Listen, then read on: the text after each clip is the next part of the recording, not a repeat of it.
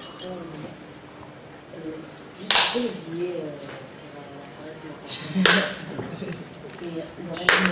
Est-ce que vous avez une action spécifique dans les prisons voilà, pareil, à essayer de... Parce qu'il y a des observatoires nationaux aussi des prisons. Est-ce que vous avez un travail particulier envers les prisonniers? Absolument. Donc, on souhaite monter tout un projet qui va se focaliser sur les visites des prisons et des lieux de détention. Mais actuellement, on reçoit un nombre qui est pas mal des cas qui venaient des prisons. Donc, qu'est-ce qu'on a en Tunisie? On a une convention entre le ministère de la Justice et la société civile, les organisations des droits de l'homme. Cette convention permet aux ONG de visiter les prisons et les lieux de détention. Mais il faut avertir avant 48 heures. Nous n'avons pas signé cette convention. CTT, l'organisation contre la torture, a refusé de signer cette convention. Mais on tenait à visiter les prisons. Donc, lorsque une famille de victimes qui venait nous voir, directement on charge l'avocat concerné et il va visiter la victime et la prison. Mais par exemple, ce mois, on a visité la prison de Sfax. Et on a publié un rapport qui parlait des cas qu'on a vus aux prisons de Sfax. Qu'est-ce qu'on a signalé? On a signalé tout d'abord des conditions d'hygiène qui vont très mal. On a signalé des grèves de faim, plus que 5 grèves de faim dans un seul prison. On a signalé aussi que les prisonniers ils sont entassés dans des chambres qui sont dépourvues de tout moyen d'hygiène et tout. Donc les toilettes sont juste à côté des dortoirs des prisonniers. On a signalé aussi des maladies que normalement on ne trouve pas en Tunisie en 2014, la tuberculose, notamment, propagée. Moi, personnellement, je connais 4 cas. Donc, les cas de Sfax, les cas de prison de Monagui, le cas de prison de Boulogne et le cas de prison de Sousse. On a essayé de mettre en exergue les dépassements qui se trouvent dans les prisons. Mais je constate aussi que notre travail dans les lieux de détention et les prisons n'est pas encore à la hauteur des attentes des gens qui viennent nous visiter. Le nombre des cas qui viennent et qui signalent des pratiques de torture dans la prison, si on reçoit 100 dossiers par an, je dirais qu'il y a plus que 40 dossiers qui venaient des prisons. Donc, le mauvais traitement, c'est le pain quotidien des prisonniers. Voilà. Je suis Mander Cherny, je suis le secrétaire général de l'Organisation contre la torture en Tunisie, une ONG indépendante des droits de l'homme qui défend les droits des victimes de la torture, des mauvais traitements. Et nous travaillons en Tunisie depuis 2003 jusqu'à maintenant. Comme je vous l'ai dit, nous avons été constitués en 2003 et nous faisions un travail d'assistance aux victimes de la torture. Donc notre travail essentiel c'était l'aide légale à ces victimes. Donc nous les représentons devant les tribunaux, nous déposons des plaintes. À part ça, nous publions des rapports, des communiqués sur des cas de torture.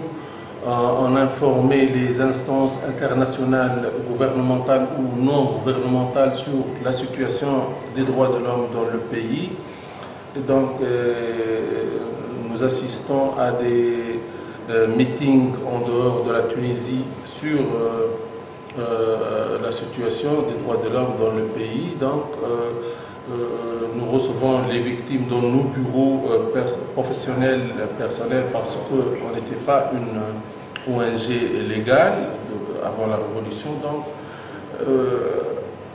Donc à part ça, on ne faisait pas autre chose parce que ce n'était pas permis pour nous de faire des manifestations ou de visiter les prisons ou donc de publier des tracts ou des choses adressées au public. Maintenant, notre travail s'est développé et donc on travaille de façon plus large, plus dense.